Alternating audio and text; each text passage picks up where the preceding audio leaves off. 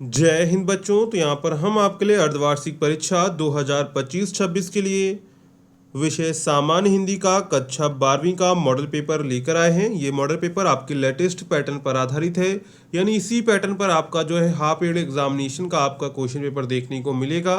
तो आपको इसी पैटर्न पर अपने हाफ ईयरली एग्जाम की प्रिपरेशन करनी है और इसमें हम जो भी क्वेश्चंस आपको दिखाने वाले हैं ये भी आपकी एग्जाम के लिए इंपॉर्टेंट है, इसलिए आप लोग इस वीडियो को पूरा एंड तक देखिएगा। अगर आपको ये वीडियो पसंद आती है तो वीडियो को लाइक करिएगा, चैनल को सब्सक्राइब करिएगा एंड अपने दोस्तों में शेयर करना मत भूलिएगा। तो चलिए एक एक करके यहाँ पर हम लोग सभी प्रश्नों को हल करते हैं। तो सबसे पहले यहाँ पर हमारा आता है खंड का, जिसमें हमको बहुविकल्पीय प्रश्न देखने को मिलते हैं। यहाँ पर हमसे 10 प्रश्न पूछे जाते हैं, एक एक नंबर का एक प्रश्न होता है। तो यहाँ पर पहला प्रश्न है, निम्नलिखित में से हजारी प्रसाद द्विवेदी की रचना है विचार और वितर्क, साहित्य का मर्म, बिल्लेसुर बकरिया और इसके बाद है हिंदी साहित्य की भूमिका। तो यहाँ पर राइट आंसर क्या हो जाएगा? राइट आंसर यहाँ पर हो जाएगा हिंदी साहित्य की भूमिका। ऑप्शन नंबर यहाँ पर आपका डी वाला करेक्ट हो जाएगा। ठीक है, इसके बाद अगला है, हिंदी प्रदीप के संपादक थे प्रताप नारायण मिश्र, ठाकुर जगमोहन सिंह, बालकृष्ण भट्ट, राधा चरण गोस्वामी। तो यहाँ पर राइट आंसर क्या हो जाएगा? राइट आंसर यहाँ पर हो जाएगा बाल कृष्ण भट्ट, यानी कि ऑप्शन नंबर सी यहाँ पर आपका करेक्ट हो जाएगा। ठीक है,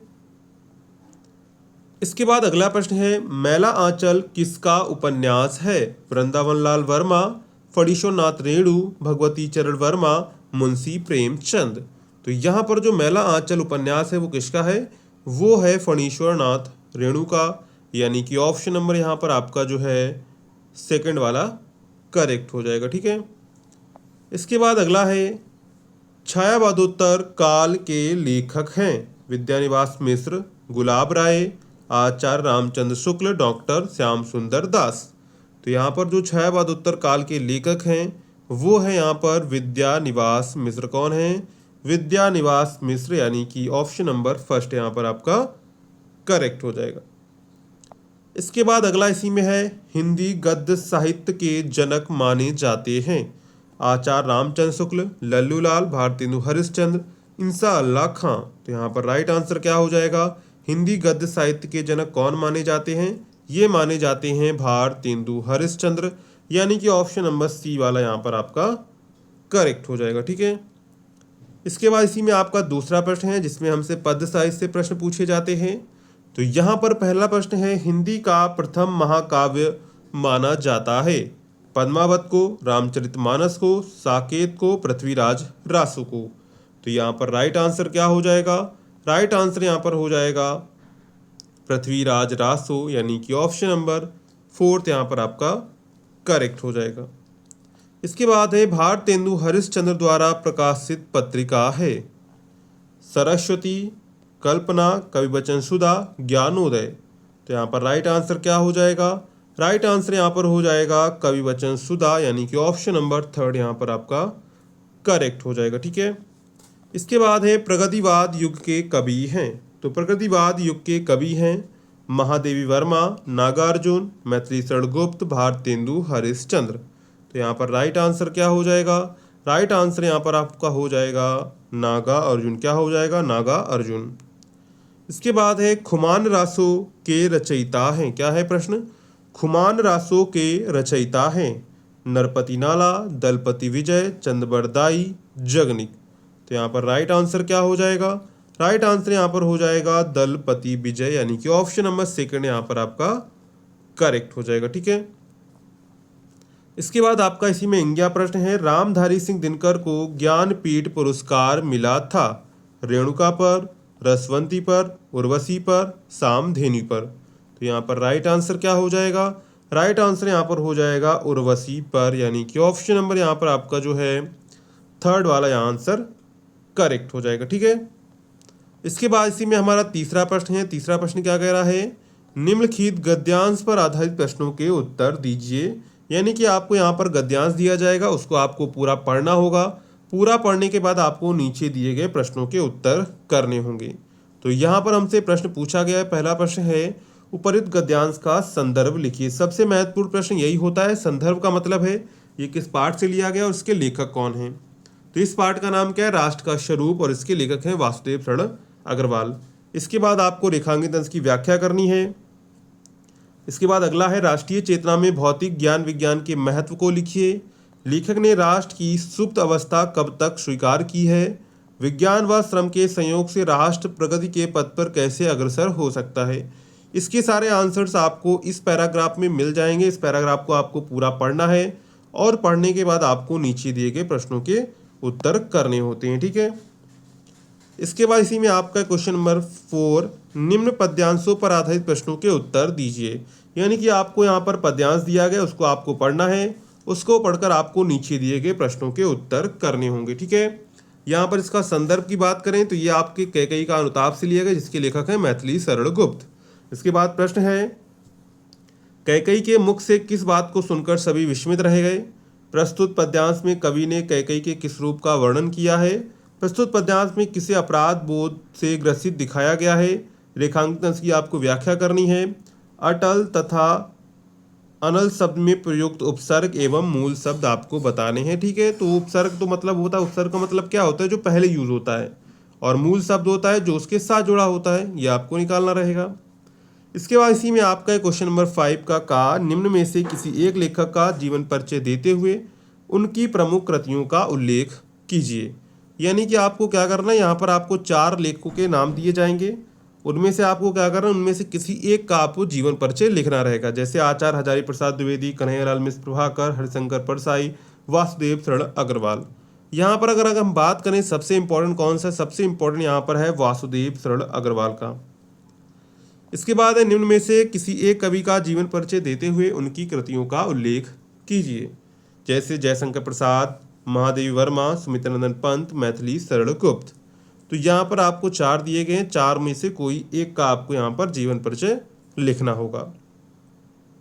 इसके बाद इसी में आपका है क्वेश्चन नंबर 6, कहानी कला की दृष्टि से ध्रुव यात्रा अथवा बहादुर कहानी की समीक्षा कीजिए, ठीक है। इसके बाद है, स्वापठित खंड काव्य की कथा वस्तु अपने शब्दों में लिखिए। यानी कि आपका जो भी खंड काव्य है जो आपके सिलेबस में, उसकी कथा वस्तु आपको अपने शब्दों में लिखनी रहेगी। कभी कभी जीवन परिचय पूछ लेता है, ठीक है। इसके बाद इसी में आपका है खंड खा।